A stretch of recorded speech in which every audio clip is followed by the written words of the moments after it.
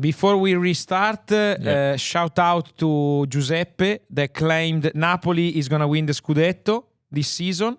I bet one pizza with him, and we're going to eat anywhere you're going to be making pizza this year.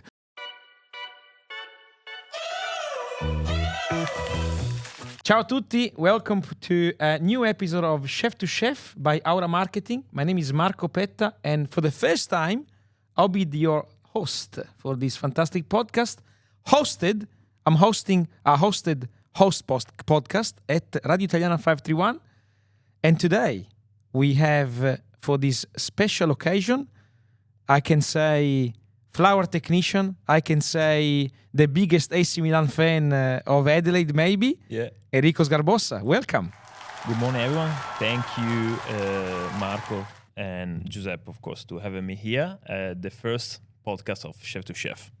Today, podcast in video with this new setup at Radio Italiana. Fantastic collaboration with Aura Marketing. But let's go into the juice, actually into the sauce, because today we're going to talk about pizza. Yeah. And we're going to talk about a lot of things around pizza and flour. Yeah. But I want to start with the slow food movement. Yeah. Because you're part of the slow food movement, Enrico. Yes. So what is it to begin with? What is the slow food movement? So slow food movement is a way to see the food, a way to see a lifestyle, a way to see a concept of create awareness, support a small community, support small businesses, support an ethical point of view in growing the food, eat the food, and in a way that is not fast, is not commercial point of view. Let's say a huge mass production. Mass production. Major concept of creating something that is traceable, creating something that you know where it comes from, connect you to the person that grow the food. So in Italy, when you go in any restaurant and you see the slow food movement attached to the window, you know that your money goes in a small cycle. You go, then the people are paid fair, the food that you eat is clean. It's like fair trade, Fair trade certification. It's a way to see things, it's a way to see food and human being and connection through an identity, and the identity is slow food. So slow food is international, it's not just Australian. It's so international. It's an international movement. Yeah. Are we saying that it's close to our concept of kilometer zero? Is that what we talk about? Yes. So 0 kilometer resources? Yes, this is one of the points. Like I say, is an embracing of, when the food that you eat is coming from a person rather than a big entity, is coming from a hard work of small businesses, then they really put their heart on it.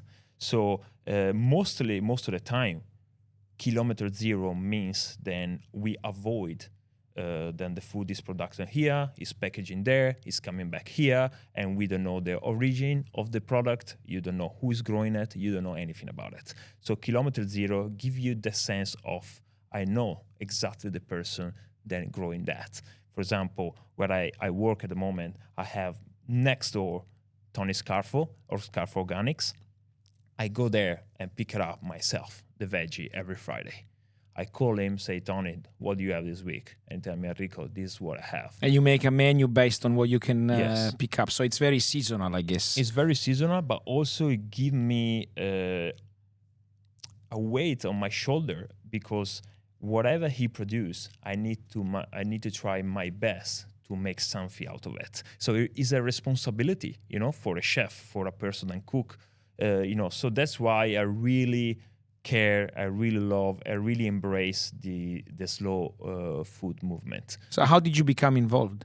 I became involved because I always been part of this mentality in Sydney and before that in Italy. In Sydney, there is not the association of slow food. In Adelaide, why? I think because Sydney as a city doesn't have the connection through the producer. While in Adelaide, we have a lot of small producer. And that's why I love Adelaide, because I really can see the people then growing, next door. It represents a lot like your region. For example, it looks like, for example, you and I can be the actual representation of this, because I'm from Milano, a big city. Maybe not so much. Me and Grappa, and you are more from a smaller reality. So you are the Adelaidean. I'm the guy from Sydney that goes more for a mass production situation. It's also hard to find. You go into Central Market in Sydney, and it's of course coming from small producer around the New South Wales rural, but you don't know them because you don't know who they are, because the production and is way bigger. But here you can really go yourself, like I say, picking cherry, who's producing it, picking pear, apple, in Lanswood, for example, or you can go, where the Vongole or farm is. So you can really go and pick up your product and met the owner. But I guess it's also very interesting because we are very lucky in South Australia, because it's a very biodiversified territory, like Italy, for example. Absolutely. We have the hills, we have the beach, we have 5 or 6 wine regions. Again, we have Oysters Farm, which is very unique in Australia. But I guess this brings me to the next question: is how important is to support SA brand. So we had a very, very important state local campaign about Brand SA, which was to obviously try to support everything that was made in South Australia. And I guess that applies also to, like you said, to producers and farmers. Absolutely. I really feel attached to SA brand. I really feel like, for me, South Australia is actually home. I say it in many videos, I say many times, and it's really not for a props, not for anything behind. It's really because I purely feel that in South Australia we are so lucky here with the amount of good product. And what I love is the awareness on food. Like SA brand, it really also help small businesses. It give a voice to small businesses than in other in other region or in other state in Australia. It's actually hard to find. We kind of very proud of South Australian produce because they are very good. Like I say, you say before, you really feel like to go in Italy to the farmer, to the person that really care about their food. And that's why I really love and embrace South Australia SA brand, because they really give the opportunity of small businesses to talk, to showcase, to show the product. And that's extremely important, because we don't sometimes understand that 90% of businesses are small businesses. Small families. Some family businesses. They are people that we met every day, then come to eat my pizza, then they really just finish to work on the garden, on the field, on the pitch, and they come up, have a food, and sometimes they actually eat what they bring me a few days before. So is a clear, fair trade in a way that you know what you eat. And in 2025 is essential for us to understand what we eat, how we eat, the way that we support. I always mention this one, when we spend money on food, we support someone.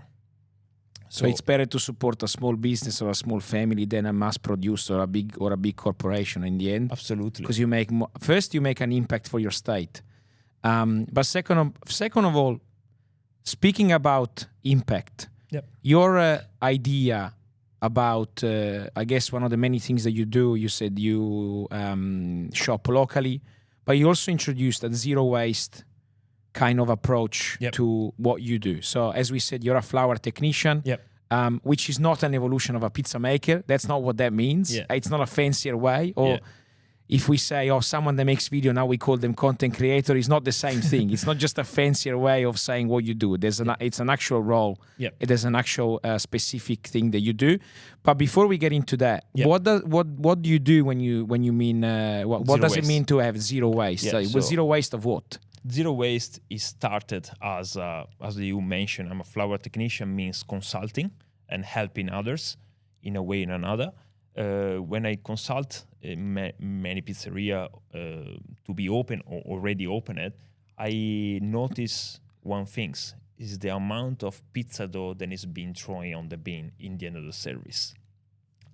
Aside of the reason is then is over fermented. Pizza maker might be find difficult to stretch, so they rather to throw away and do something with it. Of course, when you do something with something that is already off, it takes time, it takes patience, it takes skills, and unfortunately, we don't have it anymore. No one wants to really stay there extra hours to create something. But this is a society problem. We don't repair anything. And it's the same concept of everywhere. Repairing something. It's the consumism in general. Absolutely. Instead of repairing a phone, you buy a new one. It's the same with pizza, with food. Absolutely. We are the second country in the world that we waste the most amount on food. So absolutely. And if you think how less population we have in Australia, is really we need to think about it. Absolutely. The point is, I saw this full of bean, and this pizza dough doesn't go into a compost. No. It doesn't go into general waste. Yeah. So you create tons of general waste of dough, pizza dough. It's weight, it takes space, and it's not right. It's not right. So I have to do something to avoid this. So I went back to the lab and I start to play around with this extra rice dough. Then it's over acidic and it's slightly harder to control. So I create this way to recycle these scraps, this pizza dough, and twist it into something that can be reusable. And my idea is, everyone loves bread. I find a way to retwist it into a beautiful loaf, a beautiful baguette, a beautiful focaccia. So, do you see businesses and pizza maker following this? Yes, I extremely happy because I have a good amount of followers, pizza maker, of course. Then all over the world, those days social media help me. Yeah, and they try to do it. They understood the message, and they understand. Then they can reuse this pizza dough, and also they can make an impact. They can resell the bread. They can use the bread for the service. They can sell it for less money. That's what I do. I sell it for less money to help the community too. And instead of putting it in the bin. So I think for me is a proud on making an impact on the food industry in my role of pizza consultant on the pizza industry. But this could be applied in every single chef. I see chef, as we are talking about chef to chef. For me, I'm a very romantic viewer of the chef. For me, the chef is someone with knowledge, old school chef. When I think of a chef, I think someone throwing pans in the kitchen and bestemmia come un cane. What I see as a chef is someone that is knowledgeable, is a gentleman. Aside of the rush of the things, is someone with, for example, someone have an extremely understandable about food, about knowledge, about everything. And the new generation of chef, they have to start today or tomorrow morning to teach young chef how to waste less in the kitchen. They have to. There is no other way, because we are the person that manipulate the food. So we are between the farmer and to the final consumer. So everything then come through us, we need to retwist it to show people, to give to people, and also to show other chef how to manipulate food in a way that is sustainable. Yeah, but also it helps your wallet as an imprenditore, as an entrepreneur. Absolutely. If as a chef you're also like the boss of a restaurant, I mean, you should do it regardless of being the owner or not. But unfortunately, it's not, because the consumers, we are giving to people always what they want. Yeah. Fashion food, and also for the way that we give in food. The last few years, it's just about showcase. Yeah. Everyone is good with a lobster, with a scampi, with something that's extremely expensive. But if you are a good chef, just try to find few very poor make elements. a pasta e fagioli right instead of You thank you very much. And that's what we used to do in the kitchen many years ago. The fanciness is, for me, is to play with a simple ingredient and give an experience to people. It's not find top-notch ingredient and give it to you, because that's simple, And we, as a consumer, or sometimes we accept what the chef gives to us. Don't get me wrong. Because we trust the chef that is on the other side most of the times. Don't get me wrong. A lobster, all those fancy ingredients, sometimes is good, and if someone has the money to spend and they want to eat, it's not a problem at all. But to be sustainable, you need to play, let's say, 300 days a year with simple ingredients and fewer years there. Because be sustainable is the concept of respect. Respect the final consumer, respect the product, respect the land, respect also the season, So why someone then, there is asparagus now, why you want to use it in 5 months where they're not from here? Yeah. So that's also a goal of slow food, using seasonal products. Absolutely. So chef have to stop with this egoistic point of view of showcase, ego point of view. Just go back on simple things, make well. And also on the pizza industry, the same. And this is why you create a new seasonal menu. Yes. During the year? Yes, I was actually one of the first, to be honest, in Australia, in the pizza industry, to create 6-7 pizza only. As you know, as we all know, as an Italian, you go into any pizzeria, there is 200 pizza. Yeah, too many. Margherita with cipolla, margherita plus cipolla and onion and tomato. And so there is a list of 100, 200 pizza. That's not sustainable. 6-7 pizza, every 3 months change. But that's culture, isn't it, Enrico? I think it's a personal culture. I think it's the way to see, as you say before, as an entrepreneur, when I open my pizzeria in Sydney in winter, a bench of basil costs $5-6. Unsustainable. In winter, we use oregano, dry oregano leaf. Sí. So also the cost and the understandable that like using seasonal ingredient is first is fresher, and second is more sustainable. So I want to give to people something new, something different, and a lot of people follow with that. Also, for example, the basil emotion.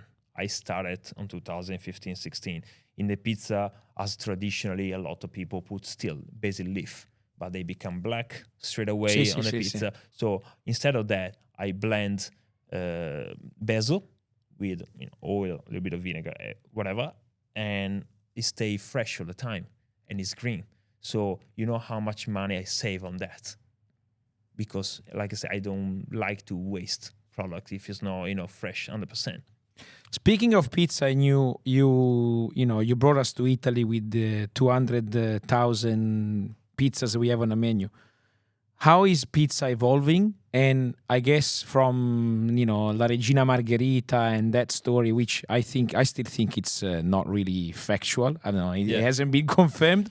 But how has pizza evolved in the last couple of centuries? And how do you see pizza now? So as a flower technician, I have the opportunity to travel a lot, to see a lot, to, of course, training myself and training others. Evolution of pizza in Italy is quite important, is quite innovative. We start to, a few years back, start to recognize much more bread skills into pizza. Okay. What I mean by that, using technique of pre-fermentation dough, like biga, pulish, lievito madre, than before used to be using more in bread into applying to the pizza. And this was the real hit in Italy. It was the real deal. So it completely changed. But this is for every pizzeria? Not for every pizzeria, but... More like niche or artisan or...? More like, look, the last 10 years, when this contemporary or these new skills applied into the pizza industry, what does that mean in general speaking? Means then a lot of people start to understand, and making pizza was not just making pizza, was not just go there, make the dough in 5-6 hours, cooking, and see you later. So the pizza makers start to evolve, start to pick up a little bit from the bakery side, the pastry side. And that's when my role as a flour technician is start to become very important around 2014, 15, 16. I have the, of course, lucky you need a little bit of luckiness in life, but you always need to work hard, as Mr. Consensao say, lucky doesn't come like this. And shout out to our macchinetta present here on the table. And I really touched by what he said the other day, because, I work very hard to achieve that. When I was be able to go into the flour mill, when they opened the door for me, I really felt, wow, is another level. Like, there was professional people, and my teacher are probably the best baker in the world, I can say. I was lucky enough to meet few of the master, real master, then could teach me about baking, about technique of baking, about pizza, about pastry, about baking bread. It really changed my life, because I wasn't aware as a pizza maker before there could be much more to learn. I was lucky enough to meet so many inspiring bakers. Yes, then teach me a new world of pizza, a new world of baking. And, I will be always grateful. I can say name if you want to see, to show, to tell you who they are. But they really taught me a lot in order to first, the way then a flour technician supposed to put himself through to others. So they are extremely humble people. Second is the technique of baking, of course. So back then, a lot of new pizza makers start to looking to gain more skills. So that's when the flour technicians start to become quite important as a role. So we, technically speaking, I'm a hybrid, but flour technician, they're not pizza maker. But what do you do? What does a flour technician do? Teaching pizza maker how to make a pizza. Ok. I know it sounds stupid, but... Cioè, tu tell me, you vai da Michele, you tell him, oh, Michele, this is how you make pizza. So I go to... he says, wow, che flour technician. So I go to Michele, and of course, I'm not going like this, like, show up to your restaurant, hey, I'm a flour technician, I help you. You probably want to learn something, or you probably understand then the wind is changing. You want to be aligned with all the other people. But if the pizzeria is working, why would the pizzeria use a flour technician? If they're always packed, they always have people, why would they have you there? This is a good question. Is because, unfortunately, here in Australia, there is a lack of skills, of judgment. So I can tell you honestly, then probably 80% of pizzeria in Australia will be closed here in Italy. I find pizza here very inconsistent. As in, like, you go one day and it's great, and the day after you go, you have the same pizza and it's completely different. Or I wake up in the middle of the night and I need 55,000 liters of water. So, why is that? Okay, so there is give me a few topics then we need to break down, at least to get people understand a few things. So first is you come to me or you call me, say, I want to learn something, even though then is busy enough. Doesn't really matter, because when you stop learning, you're done. I still invest my money to learn something new.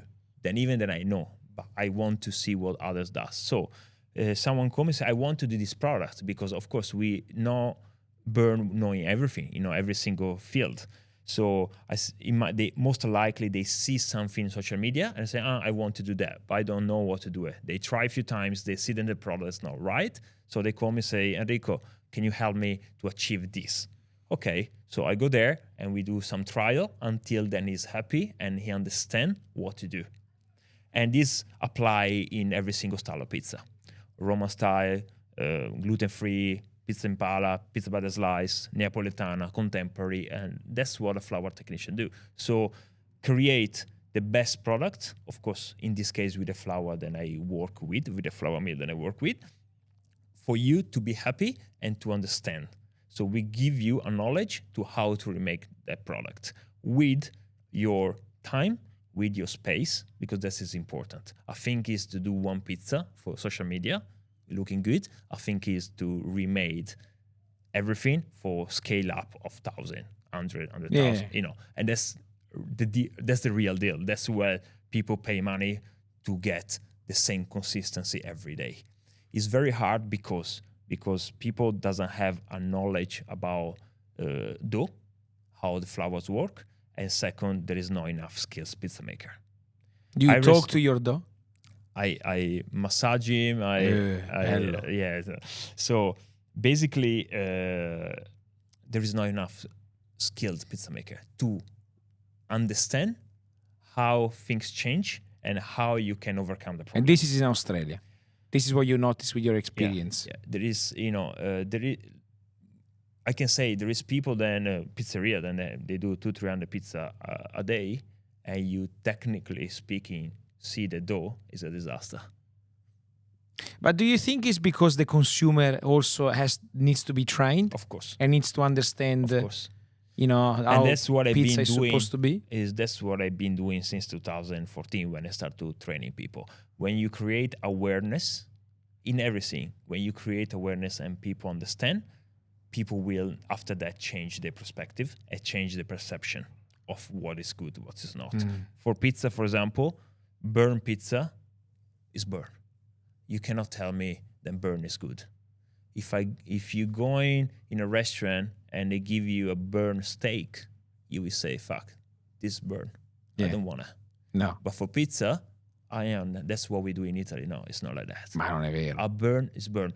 Don't get me wrong. If you do 200-300 pizza a day, sometimes it can happen.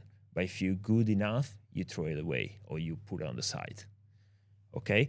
So a burn pizza is a burn pizza. A chewy, doughy, raw pizza on the other opposite side is a chewy, doughy, raw pizza. And that's not good. So there is this concept of pizza, everything is good because it's like that. But it's not because like it's that simple that people say, whatever, it's a pizza. And that's something that people need to understand. So one of the most common error is, people spend hours and days and focusing on the recipe, on the dough. And after that, they overtop the pizza, they burn the pizza, they don't cook it properly. So you can have the best dough, and in the end of the day, the pizza is not good. You can use the best flour in the world, but if you don't do the right process, it's going to be a shit pizza. And that's something that people still don't understand that. Each step is an equal a good pizza or a bad pizza. Do we make the best pizzas in Italy? Yes. Something that I always say, especially now, if you see in social media, in America, in Japan, around the world, is huge, and they all claim, I do the best, this is the best, all those list of best pizza awarded, and this is honest true. Without us, all those people wouldn't exist. Without us means flour technician. Because all of them, they learn from us in Italy. Along the way, someone learned. From us in Italy, in a flour mill. And this is the truth. Everyone that you see around the world, Brazil, America, Japan, Taiwan, everywhere, Australia, they all learn from us. That. So I think what I find really interesting, having a coffee background, is that opposite to what you're saying, Italians have mastered the art of the espresso, but they lost now. They lost that kind of knowledge because we still think we are the best at making coffee, but arguably Australia is the best country for coffee. There's no doubt about this because the knowledge, the culture about the coffee and the way the actual product is taken care of is second to none in Australia. But you still think Australians, because I believe because of the slow food movement and the fact that people here really embrace, I think, this culture of supporting local businesses, I think there is, an opportunity for Australia to become the best place in the world for pizza. I don't know. I have this feeling. The problem is, like I said before, is multiple. First, there is no skills. So you can invest when you have skills. There is not enough good pizza maker. There is no entities that teach people how to make a good pizza. There is a lot of egoistic point of view of ego, more than a chef. Pizza maker is coming from a lot of ignorance, unfortunately, from Italy. So everyone think that they are the best. What kind of ignorance? Why? Ignorance because if you think you are the best and you just manipulate water and flour, you already start with the wrong step.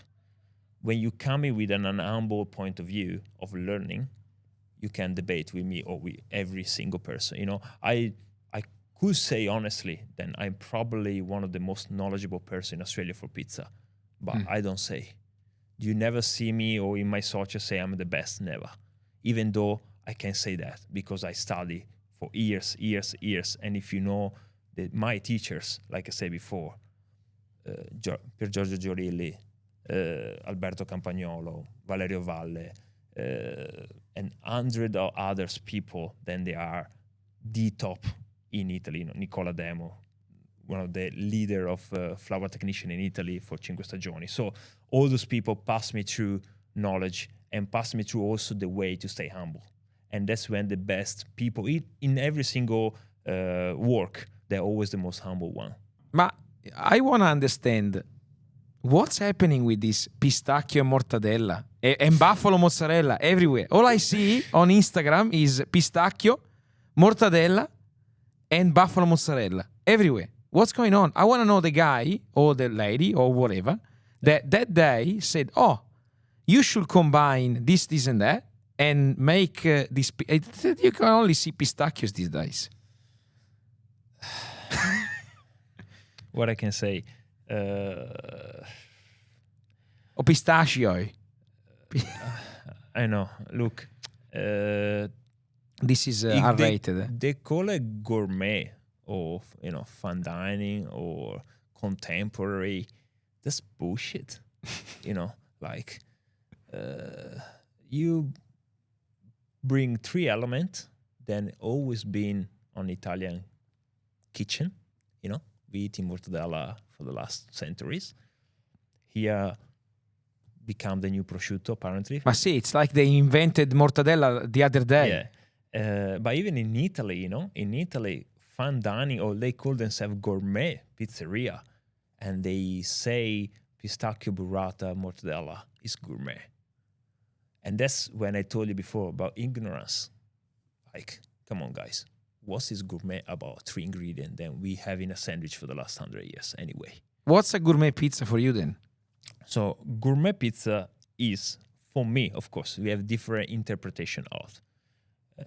Today, on 2025, I can say that gourmet pizza is the way to combine elements, if sustainable is better, into a pizza. Let's give you an example. On 2016, when I started Al Taglio, my pizzeria, we twisted pizza in completely different point of view. For example, we did a pizza with ossobuco alla milanese on the pizza. So we did a stracotto of rice with saffron. We cooked the ossobuco and we put the ossobuco on the pizza. So when you were eating pineapple next level. When you were eating the pizza, we really feel like to eating an ossobuco alla milanese on the pizza. Amatriciana, we became one of the first to do a matriciana pizza. Became very popular, extremely popular. Everyone was copying us. So twisting the Italian cuisine into a pizza to remind you a sense of Italy, a taste, even international plate. For example, in 2018, I won the best pizza in Sydney as an award because me and my chef back then, we really want to eat a tramezzino. We're craving for tramezzino. The one without the one that it gets stuck to your palate. You needed the wrench to take it off. Col cacciavite. We really say we want to eat a tramezzino. So I say, you know what? Let's make a pizza, then recall a tramezzino. So a very simple ingredient. So I pick up double smoked ham from a small butcher, Japanese mayo because I have my wife is Japanese, so a little bit of influence of Japanese culture, and a mushroom cream. So when you were eating this pizza, it was really feel like to eat tramezzino, cotto e funghi, and maionese. Che figo. And that's when, for me, that's something is gourmet. Is twisting things than originally, let's say, Italian place into a pizza. Cioè, now it's too easy to put pistacchio, mozzarella di bufala. You That's put it. nothing, Thank you very much. Or Quindi, even, gambero rosso di mozzarella, fantastic product. Of course, fantastic product. Tartare, whatever. But burrata and scampi, that's boring. so I throw you a challenge, Enrico Sgarbossa. You gotta make me a cotoletta pizza, quella con la cotoletta alla milanese. Well, Can be done. It can be done. Of course, it can be done. Like I say, you need to give in a purpose on what you're doing. You know what I mean? It's Okay. not just for doing it. Just it's something because. that we remade a papa al pomodoro pizza. So I make a dough that was with the semolina to recall the pasta. We cook a pasta with stracotto of pasta, and we blend it. We make like a puree, and we cook tomato in a 3 different way. And we combine all those elements. And when you were eating, you were exactly eating a pasta pomodoro. So that's, for me, is gourmet. That's something that is even simple element recombined together. For example, in this menu, I have the chef choice. Is onion, cheese from La Vera cheese, pepato age, and tomato dust, a little bit of basil. Very That's simple, it. humble ingredient, but combined together, and when you eat it, you say, wow, it's the most selling pizza, and it's made with base ingredient. So I think the social ego and show off that we want to, it becomes so extreme in social media, then people give you a kilo of topping in Italy. You see all those big, like a kilo of burrata, a kilo of things, and that's not gourmet. That's not sustainable. That's nothing, That's rubbish. If you want to play with the element, respect the element first and gain some skill in the kitchen level. That's, for me, something gourmet. Gourmet is something that has to be good at the palate, clean, easy to eat, and give you an experience. That's, for me, what the gourmet is. And you don't need caviar to be gourmet. No. But if you give me tramezzino now, I prefer that than caviar, in to Italy, be honest. they have this misconcept of, I need to show off expensive ingredient on the plate. That means that it's gourmet. Tipo truffle. Truffle, here they put truffle in the cappuccino. Truffle is the new... pistachio is the new truffle of Australia. Yeah. If you think about it. We're lucky here that we have amazing pistachio, to be honest, and we can do it. But in the end of the day, like I say, is a copy of the copy of the copy. Now the trend is focaccia, panini, sandwich. Sì. We had the pizza trend a few years ago. Now is the panini. 5 years ago was the burger. It's incredible. What's the next trend? Gelato. We had gelato trend. Everyone was opening artisan gelateria there's no tomorrow. So the next trend is pizza by the slice. Bravo. For the next pizza one al taglio. Year, Yeah. But I can debate on that, as is very expensive as cost to run a pizza al taglio. Yeah, very. And the next trend on pizza will be thin and crispy. I'll tell you right now. Already been promoted, already been as a flour mill. We already been showcase this product, and I'm teaching this place regularly. So by working a flour mill, I can know already what's the trend going to be like. And like I say, and that's our job, But what I can tell you, then is a cycle. No one invent anything in pizza. It's been invented ready, but 20 years ago, 15 years ago, there was no social media. And now everyone reinvent the wheel. They were making padellino back in the days. The first padellino, padellino is very interesting because padellino is been doing it anyway in Turin, padellino torinese. What is padellino to begin with? Yeah. So padellino is a mix of a couple of concepts. So when you see it, you can identify more like a focaccia because it looks like a round focaccia. But the dough is more toward pizza in palla romana, so very light and crunchy. Combine the two and put this dough into the padellino, so a shape, a mold. So padellino is a kind of... It's a mold, basically. It's a round mold. Okay. And after that, there is a couple of technique that you can do.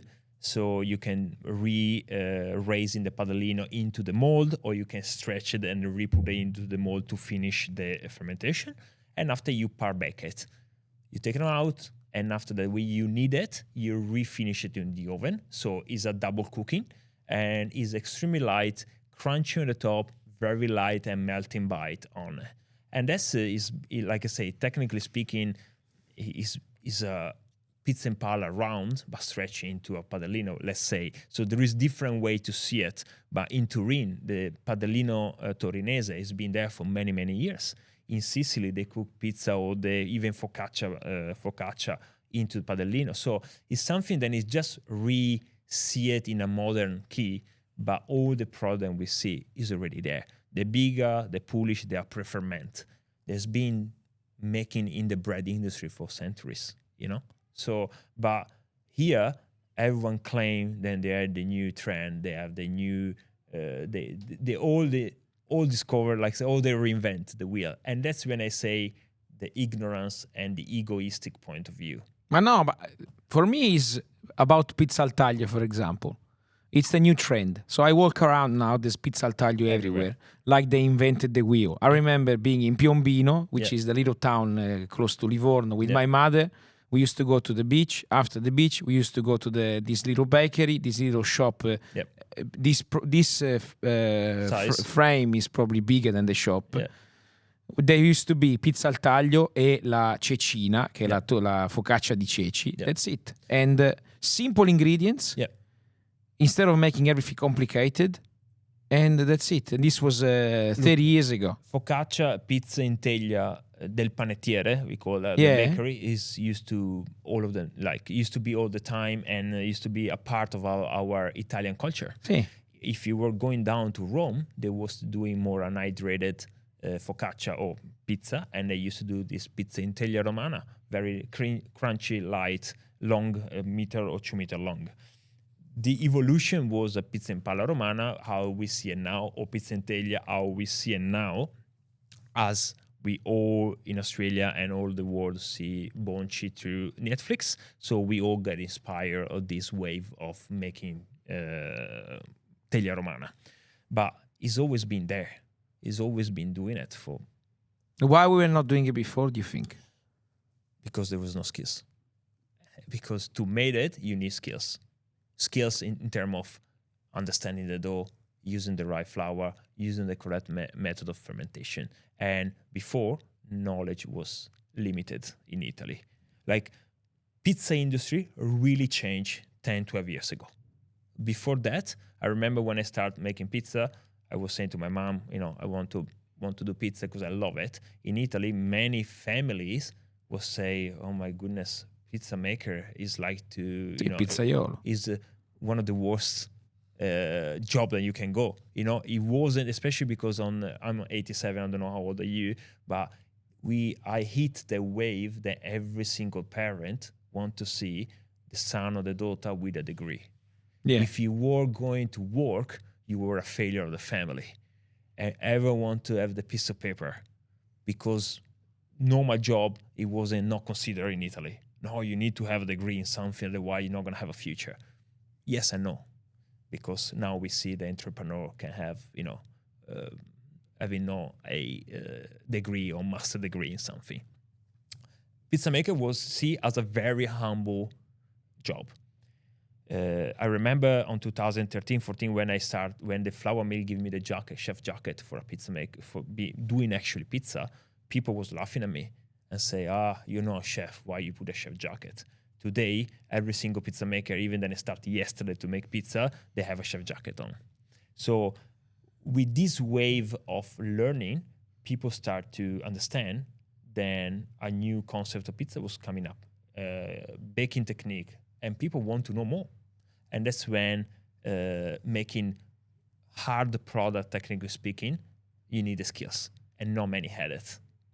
No, but we take it for granted also as being Italian, because we grew up with having pizza is a simple ingredient, so it's simple to make. Everyone can do it, and that's the mentality rest, the risotto, here. Pasta, whatever. And that's the mentality here in Australia. People open pizzeria, it's just flour and water, And instead to say, no, there is the research, there is the product, there is the quality. You gotta respect the food. Of course, you have to. But here, especially after COVID, the situation is very delicate in hospitality.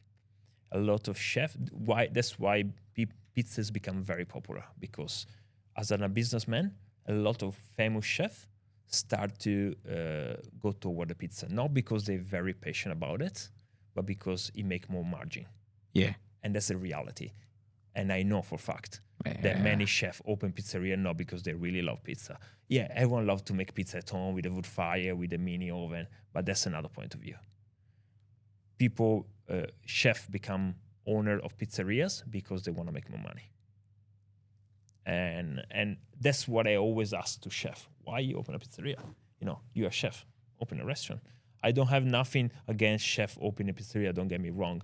But I think now you become everything at once, everything at one things, I still respect pizza maker to be a pizza maker, pastry chef stay a pastry chef, and chef stay chef. It's good to have some knowledge, but it's becoming too much a mix. Pizza chef then think that they are Michelin star chef, chef then they don't know pizza. They think they know pizza because they are chef, but they don't know pizza, and they start to making pizza.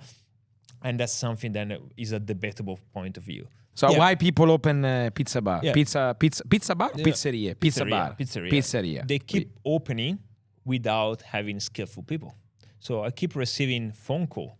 Enrico, do you have a pizza maker? Enrico, do you have a pizza maker? There is no skilled pizza maker. No. So zero. How you can understand and learn and be effective at what you're doing if you don't have the beginning, the core of the place, then is the pizza maker.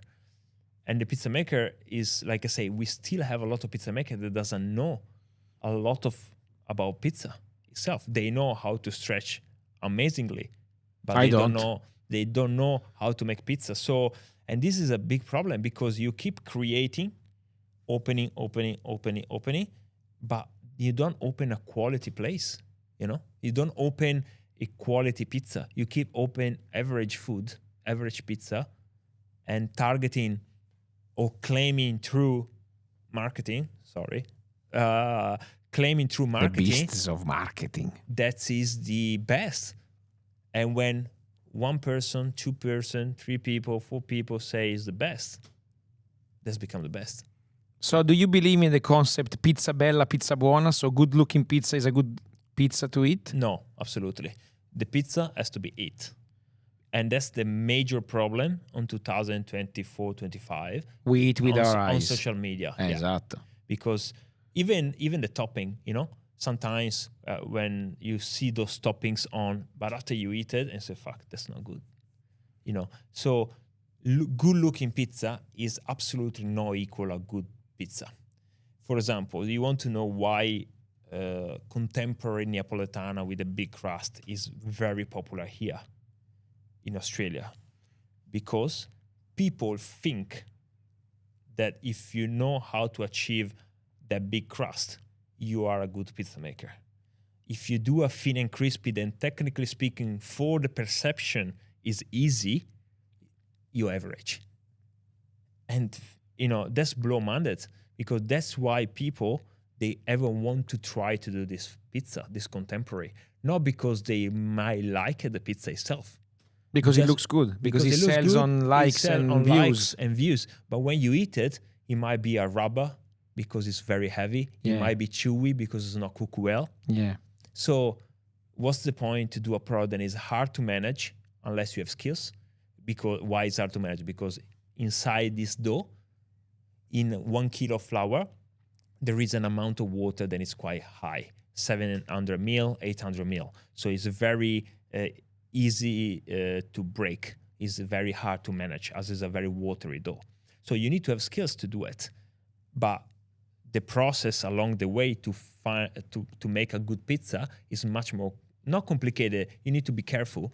So people think, if I do this kind of pizza, that's very good looking, so it has to be good. But it's not like that. It lasts for a few months. People go once or twice, and then that's it. It's not sustainable. Talking about sustainability. It lasts, until when someone with a big budget on marketing start to do something new. Yeah. Like when someone with a name, let's say, or with an important marketing budget, PR budget, want to change the market. So how do you pick a good pizzeria yourself? So what do you look into when you think of having a pizza and going out for a pizza? What are is there any criteria that you use, or you look them up first? I pick a pizzeria first, of course, if I know the pizza maker. Like if I know the person, then sell me the pizza. I can see online straight away which message they want to pass it to me. Unfortunately, those days we don't have even the time to read the caption on Instagram. No. Sometimes there is really meaningful caption, or there is people that really want to show you what they're doing, the product that they use, the quality, thoughts, let you understand, and they have skills. So first of all, I try to see the overview of the pizzeria, what they're doing, which product that they use first, because there is people that really invest in money on food, and that has to be rewarded, because if someone invests on quality food, always has to be rewarded because they have the right attitude. Second, I can see, generally speaking, of course, how the pizza could look like. I can pitch already if there is something that might be not right. And second, like I say, I try to support the person behind the pizza. So if I open a pizzeria, you will support me? I will come, for sure. And if I have to tell you something to make your product better, I will. Ho capito, scusa. No, but sometimes it's very interesting because many people, they don't appreciate me to go there at the pizza. Because you can be very critical. I can be very critical, but also you're like Gordon Ramsay in Hell's Kitchen. Speaking of, Gordon Ramsay has a pizzeria in the airport at Doha. I haven't tried it, but Gordon Ramsay should not make pizza. No, vabbè, focus on something else. Gordon Ramsay, scusami, he's a world-renowned chef. Exactly like what you said before. Chefs are not pizza maker. I can tell you, chef, then they have pizzeria famous, then the pizzeria is not good. Guarda che shitstorm can we get from Gordon Ramsay now. Ciao, Gordon. Gordon, come and try to make some good pizza, please. Like I say, good chef, pizza and kitchen are two different words. Yeah. And that's the ego of the chef. I'm a chef. I know how to make pizza. Because in the eyes of everyone, pizza is simple. Exactly. And can be very simple, can be much more complicated. Okay. But even cook a pasta pomodoro can be very simple, but can be also complicated. Certo.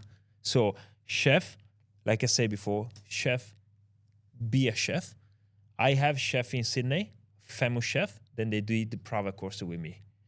Chef with 3-hat restaurant, more than one. Then they invest their money to learn with me. Is one of a good friend. But I saw straight away the humbleness of this person when he called me and said, Enrico, I want to open a pizzeria. I want to do a course with you. He's a major chef. He could figure it out as well. And that's when you understand investing on something. And you respect also the knowledge. Absolutely. And when we are talking, we were very connected because we had the same understanding about food. He has the same concept of learning in the kitchen, but learning about the pizza side. Yeah. Some chef has the ego to understand, I know everything. And the same chef, they go and support some pizzeria that technically speaking are a disaster. Famous chef. So I can tell you, chef, they know pizza maker. They think that they know, but they don't. I know it can be controversial things, but it's the reality, and they, like I say, and that's always part of the ego. We talked about this kind of pizza with very big crust, il cornicione, this big cornicione. Yep. We said that pizza bella doesn't mean pizza buona. Yes. And back a few years ago, there was a documentary that really, really started a big debate about coffee in Napoli. Yeah. Can we say the same about pizza? That we think that Napoli is the capital of pizza, but in reality, the quality, what's the quality like? Do you think we have a good product in Naples just because it's the home of pizza? So, like everywhere in the world, especially everywhere, let's say in Italy, there is fantastic pizzeria in Naples, but there is also a lot of pizza that is not good. How is that? First is because people then study, so they gain knowledge. So when you have knowledge, you can do good pizza everywhere in the world. Second is traditional Neapoletana style, quindi ruota di carro o la pizza napoletana tradizionale, say in Italian. If respect the concept of what they used to do 50, 60 years ago, is a fantastic product. Why is that? Pizza napoletana used to be a pizza that is a very simple, means local flour. Let's a small overview. In Italy, most of the grain that we have is not really strong. Strong means with a lot of protein. So technically speaking, let's say a normal flour that you can find around Italy for the variety, he has a fermentation point of view of few hours. Like it's okay to go after a few hours, okay?